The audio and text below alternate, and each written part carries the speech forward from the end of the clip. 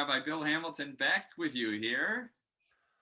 And it's great to be with colleagues again, with Rabbi Bonnie Cohen, Rabbi Starr, our fabulous Rabbinic intern, Talia. Great to be with everybody again. Great to be with you. Welcome back.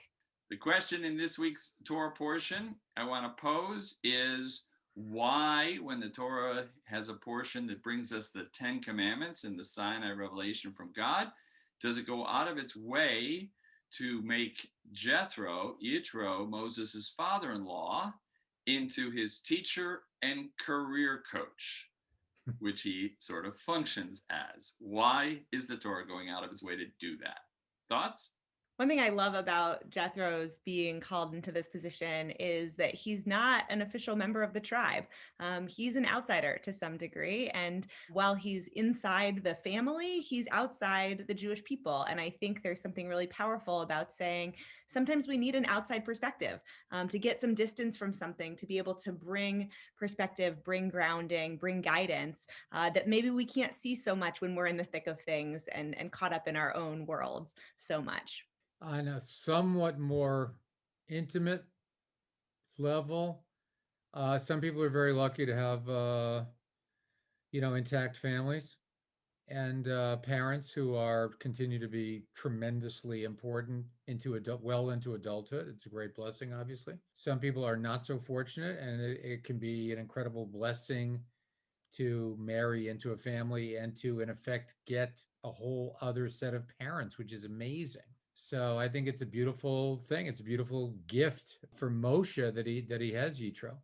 I was inspired by Larry's words of Torah at Mariv on Monday about how Yitro is the ideal father-in-law, and that Moshe really has had pretty unstable relationships most of his life, and this is the biggest thing he's ever going to do.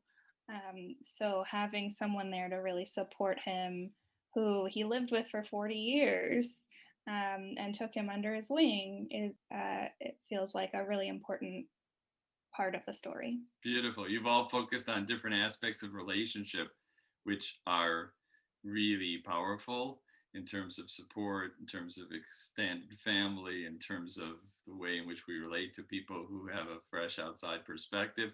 Moses is about to start to be known as Moshe Rabbeinu, Moses our teacher. And the best teachers are great learners.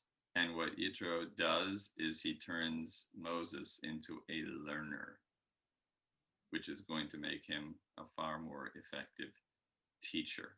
Leadership is lonely. Most of the time, these people are sort of by definition set off, and there's a tremendous cost to that. Being a great person is hard on relationships. Not only, instrumentally is it really valuable, but I just think emotionally, it's a tremendous chesed that he's not quite so lonely, at least at this one moment of his trajectory as a leader. So as we all take in the 10 commandments, as well as Jethro's very important advice, companionship and support and emotional presence for Moses, may we find it a nourishing portion in Yitro this coming Shabbat.